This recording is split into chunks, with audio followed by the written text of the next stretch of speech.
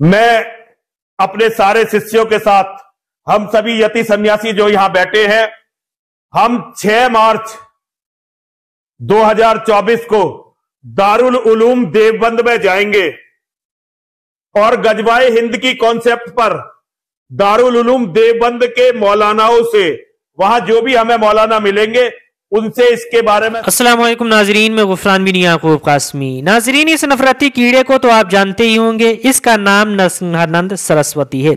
इसने ऐलान किया है कि ये 6 मार्च 2024 को अपने तमाम दोस्तों के साथ, अपने तमाम साथियों के साथ दारुल उलूम देवबंद जाएगा।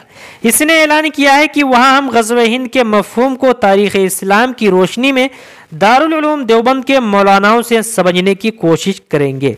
इस कीड़े ने योगी आदित्यनाथ से मदद की दरखास्त की है। इसने ग़ज़वे हिंद के हवाले से दारुल उलूम देवबंद की मजलिस शूरा के फैसले पर दारुल उलूम देवबंद की मजलिस का शुक्रिया अदा किया।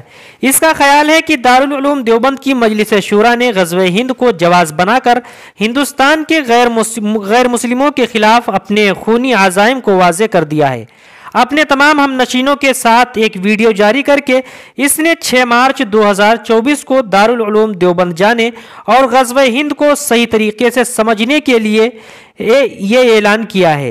कहा है कि वो 6 मार्च 2024 को दारुल उलूम देवबंद में बगैर किसी हथियार और सिक्योरिटी एहलकारों के जाएगा, जहां वो देवबंद से ग़ज़वे हिंद को तारीख़ इस्लाम की रोशनी में समझने की कोशिश भी करेगा ताकि तमाम हिंदुस्तानी इसे अच्छी तरह समझ सके। वीडियो में इसने ये भी कहा है कि तारीख में इस्लाम के तमाम ग़ज़वे किसी न किसी मकाम पर मोहम्मद सल्लल्लाहु अलैहि वसल्लम की ख्वाहिश के मुताबिक हुए हैं।